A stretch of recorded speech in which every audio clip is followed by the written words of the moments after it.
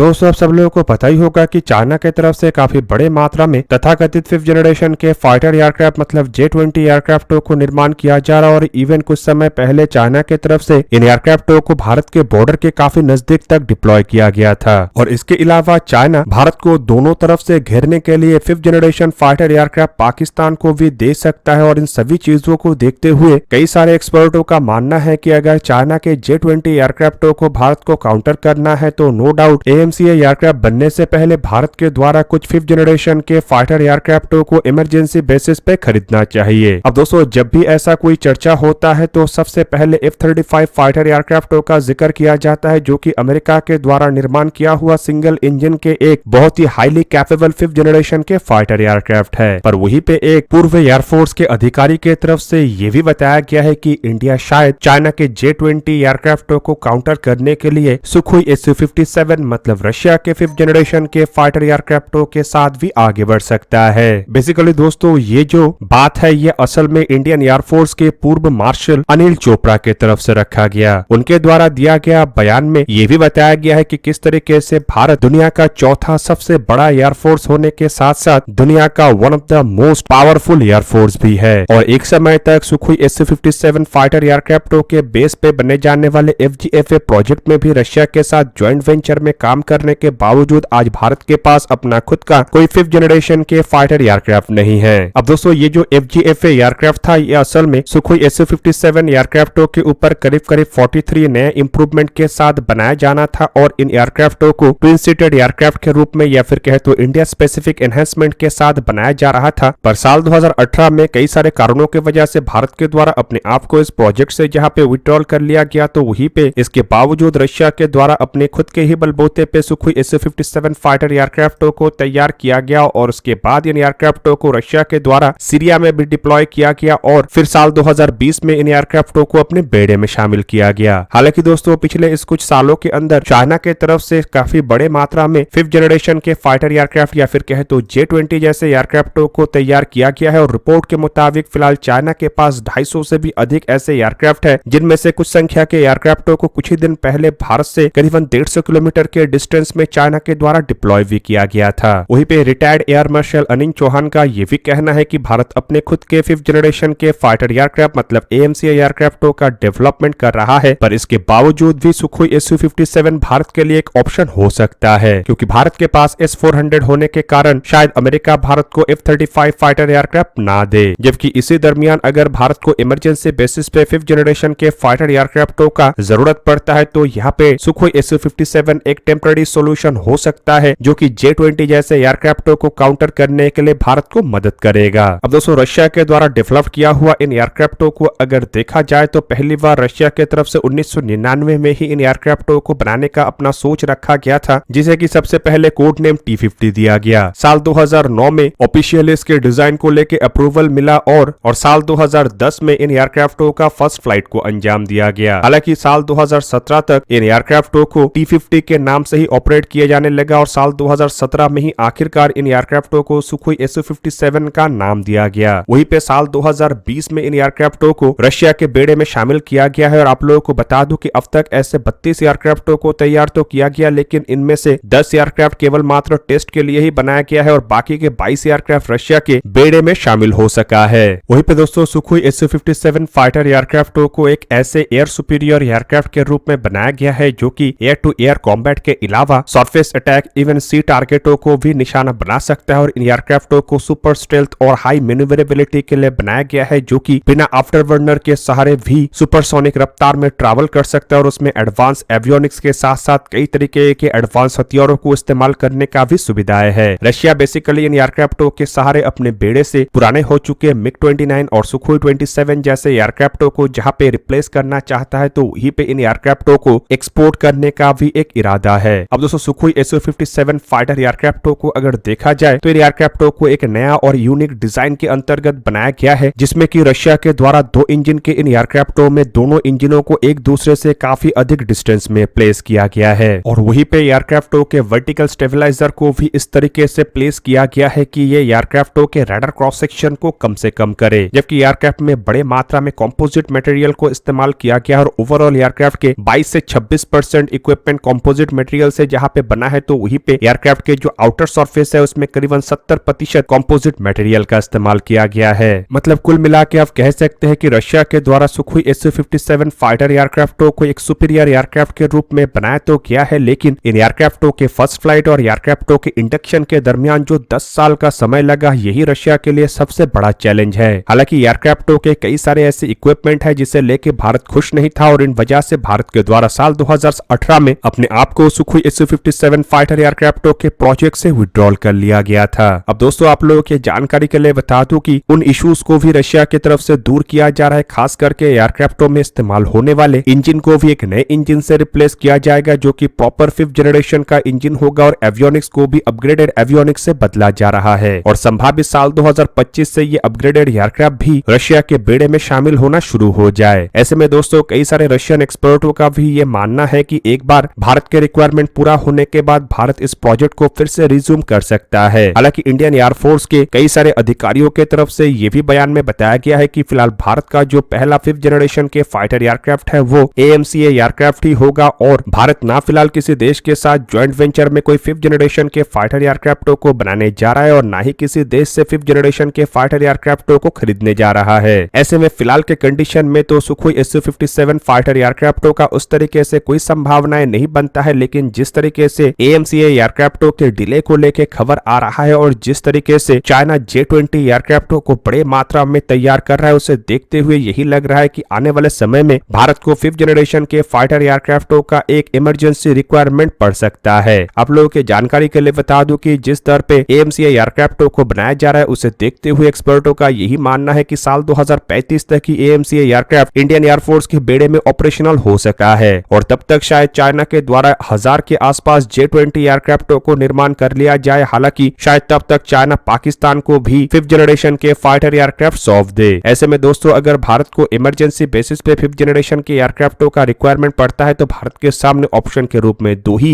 Aircraft है, जिनमें एक तो है F-35 एयरक्राफ्ट। हालांकि इन एयरक्राफ्टों को इमरजेंसी बेसिस पे अगर खरीदा जाता है तो मुझे नहीं लगता है कि ट्रांसफर ऑफ टेक्नोलॉजी और मेक इन इंडिया इनिशिएटिव का कोई भी शर्त होगा, पर वहीं पे S-400 भारत के पास होने पर नो डाउट इसमें थोड़ा मुश्किल आ सकता है। मतलब अगर अमेरिका के एडमिनिस्ट्रेशन के तरफ से भी अनुमति दे दिया जाता है तब भी यूएस कांग्रेस में इसे लेके ऑब्जेक्शन हो सकता है और ऐसे ऑब्जेक्शन के मौके पे अमेरिका के द्वारा F-35 भारत को बेचना मुश्किल होगा। पर इसके अलावा अगर भारत के पास दूसरे ऑप्शन को देखा जाए तो ये one and only Sukhoi Su-57 fighter aircraft के एक्सपोर्ट वेरिएंट ही होगा। हालांकि अगर भारत इमरजेंसी बेसिस पे कुछ ही संख्या में मतलब 2 या 3 स्क्वाड्रन ऐसे एयरक्राफ्टों को खरीदना चाहता है तो नो डाउट इसमें मेक इन इंडिया जैसे क्लॉज को शायद ना रखा जाए, पर अगर बड़े मात्रा में भारत खरीदना चाहता है तो इसमें मेक इन इंडिया क्लॉज को भी अगर रखा जाए तो मुझे नहीं लगता है कि उस दरमियान रशिया को ट्रांसफर ऑफ टेक्नोलॉजी में या मेक इन इंडिया इनिशिएटिव में कोई भी मुश्किल आएगा। अब दोस्तों सब कुछ डिपेंड करता है आने वाले समय में AMCA एयरक्राफ्ट कब तक बनके तैयार होता है। AMCA एयरक्राफ्टों में अगर डिले होता है तो नो डाउट संभावनाएं काफी अधिक होगा कि भारत के द्वारा इमरजेंसी रिक्वायरमेंट को पूरा करने के लिए कुछ 5th जनरेशन के फाइटर एयरक्राफ्ट खरीदा जाए। और दोस्तों कितने संख्या में ऐसे एयरक्राफ्टों को भारत खरीदता है इसके ऊपर भी डिपेंड कर सकता है कि भारत के द्वारा कौन से एयरक्राफ्ट खरीदा जाएगा। हालांकि अब तक ऑफिशियली ऐसा कोई भी हिंट नहीं आया है कि जिससे हम ये कह सके कि भारत 5th जनरेशन के एयरक्राफ्टों को खरीदने जा रहा है, लेकिन जिस तरीके से रशिया के कई सारे बड़े अधिकारियों के द्वारा लगातार भारत और रशिया के 5th जनरेशन फाइटर एयरक्राफ्टों के संभावित डील को लेकर बयान दिया जा रहा है, उसे देखते हुए तो यही लग रहा है कि कुछ संभावनाएं रशिया के अधिकारियों को भी फील हो रहा है, जिसके अंतर्गत भारत आइदर इमरजेंसी बेसिस पे कुछ एयरक्राफ्ट खरीदे या फिर FGFA प्रोजेक्ट को फिर से रिज्यूम करे। दोस्तों आप लोगों को क्या लगता है कि चाइना के J-20 जैसे एयरक्राफ्टों के डिप्लॉयमेंट को देखते हुए क्या भारत को FGFA प्रोजेक्ट को फिर से रिज्यूम करना चाहिए, जिससे कि AMCA एयरक्राफ्टों को भी रफ्तार मिलेगा और नो डाउट इमरजेंसी में भारत को कुछ 5th जनरेशन के फाइटर एयरक्राफ्ट भी मिलेगा और ट्रांसफर ऑफ टेक्नोलॉजी मिलेगा। कमेंट करके अपनी राय अवश्य दीजिए। दोस्तों आज के इस वीडियो को यहीं पे ही करते हैं समाप्त। किसी और एक दिन किसी और एक वीडियो में मिलेंगे, तब तक के लिए जय हिंद, वंदे मातरम।